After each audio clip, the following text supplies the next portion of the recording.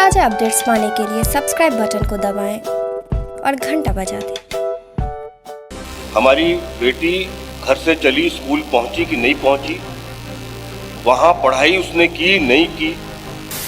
कई सारी जो हमारी बेटियां हैं वो शादी करने के लिए घर से बिना माँ पिताजी की मर्जी के चली जाती है।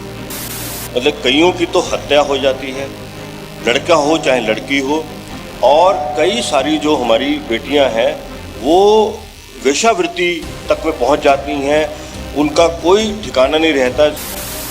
देवियों और सज्जनों, सबसे पहले तो मैं माननीय मुख्यमंत्री जी का आभार प्रकट करता हूं कि उन्होंने मुझे आपसे बातचीत करने का अवसर प्रदान किया। मैं अपनी बात बहुत ही कम शब्दों में कहूँगा, लेकिन आप सबसे अनुरोध करता हूँ उसको ध्यान से सिर्फ सुन लीजिए। देखिए, समाज की जो बुराइयां हैं, चाहे वो बाल विवाह या दहेज की समस्या है या नशा मुक्त समाज की संरचना है, इसमें समाज के सभी तबकों की भागीदारी के बिना ये काम नहीं हो सकता। और उसके अंदर भी जो हमारी महिलाएं हैं, हमारी बहनें हैं, हमारी बेटियां हैं, उनको अगर हम अच्छे तरीके से पढ़ाएंगे लिखाएंगे नहीं, उनका ध्यान नहीं रखेंगे, उनके प्रति आदर भाव नहीं रखेंगे, उनका मान सम्मान करना नहीं सीखेंगे, तो ये काम कभी हो नहीं पाएगा। आप ये देखिए कि हमारी जो बच्चियां हैं जब वो पढ़ने जाती हैं स्कूल में या कॉलेज में, तो उनको भी बहुत तरह की समस्याएं आती हैं। और उन समस्याओं का निराकरण करने का मैं एक छोटा तरीका आपके सामने रख रहा हूं, आप केवल विचार करें। हमारी बेटी घर से चली, स्कूल पहुंची कि नहीं पहुंची, वहाँ पढ़ाई उसने की नहीं की, वहाँ उसको और पढ़ने के लिए काम घर में बैठकर और पढ़ने के लिए दिया गया या नहीं दिया गया, या वो स्कूल या कॉलेज से वापस आई, वो खुश रह रही है कि नहीं रह रही है, क्या इस पूरे काम में उसको कोई परेशान तो नहीं कर रहा है, उसके साथ कोई छेड़छाड़ तो नहीं हो रही है, और वो किन के साथ उठ बैठ रही है, इस सब का ध्यान रखना ज़रूरी है। प्रशासन और पुलिस तो रखते ही हैं, लेकिन इसमें सबसे बड़ा योगदान जो है वो अभिभावकों का है। तो एक तो मैं आपके सामने ये बात कहना चाह रहा हूँ। दूसरा, मैं एक और बात आपके सामने रख रहा हूँ कि हो क्या रहा है। इधर जो हम अपराध के जो नए नए आयाम देख रहे हैं, उसमें बहुत ही कम उम्र के लड़के जो हैं वो पकड़े जा रहे हैं। ये बहुत ही दुखद स्थिति है, और ये केवल इसलिए हो रहा है कि जो मैंने बेटियों के लिए बात कही, शायद वो बेटों के लिए भी जो अभिभावक हैं वो सही प्रकार से उतना ध्यान नहीं दे पा रहे हैं।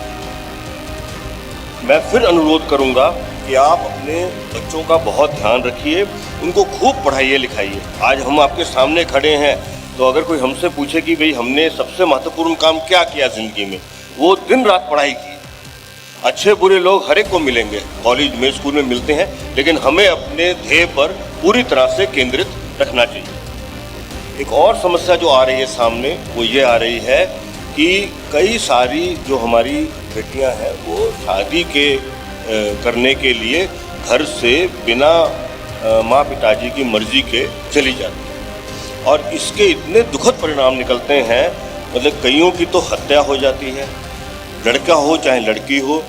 और कई सारी जो हमारी बेटियां हैं वो वेश्यावृत्ति तक में पहुंच जाती हैं, उनका कोई ठिकाना नहीं रहता ज़िंदगी में, वो क्या कर पाएंगी क्या नहीं कर पाएंगी, वो कुछ जो है वो सही प्रकार से नहीं हो पाता है, और उसका बहुत ज़्यादा दुख जो है वो परिवार के सदस्यों को और जो है माँ पिताजी को उठाना पड़ता है। मैं अनुरोध करूँगा कि बेटा बेटी से लगातार बातचीत करें, उनको अच्छे से अच्छे संस्कार दें, उनकी भावनाओं को अच्छे से समझें, और अपने परिवार को बहुत मजबूती से भावनाओं के साथ जोड़ें, और उस परिवार की मदद से आप समाज, एक प्रोग्रेसिव, एक अच्छे से अच्छा समाज, उसकी संरचना में अपना योगदान। वर्तमान में सरकार ने 37% आरक्षण दिया है पुलिस विभाग में। इसका बहुत फ़ायदा हमारी बेटियां उठा रही हैं।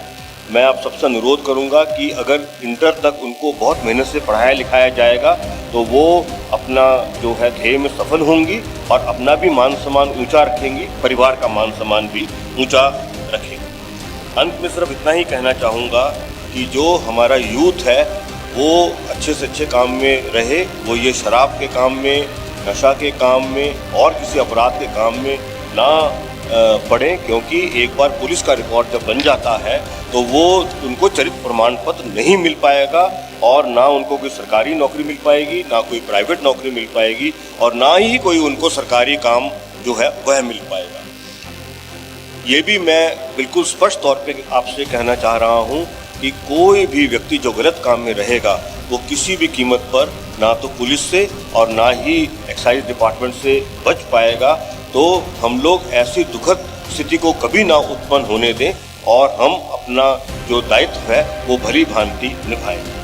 जीविका दीदी जो हैं वो बहुत बड़ा एक सामाजिक समूह है सेल्फ हेल्प का, वो बहुत बढ़िया काम कर रही हैं समाज में चेतना लाने के लिए, उनकी बुराइयों को लोगों के सामने रखने के लिए और उन बुराइयों का विरोध करने के लिए।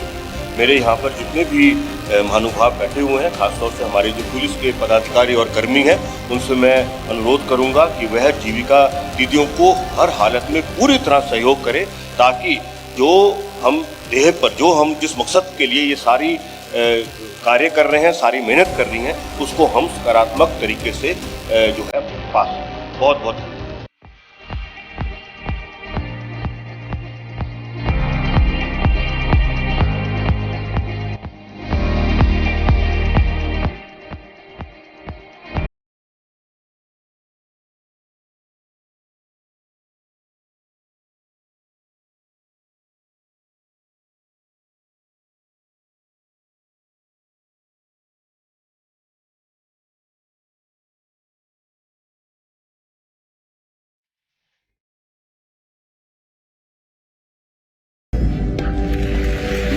इंडिया की आवाज बनूंगी। आई एम अ माउंट लिटरन।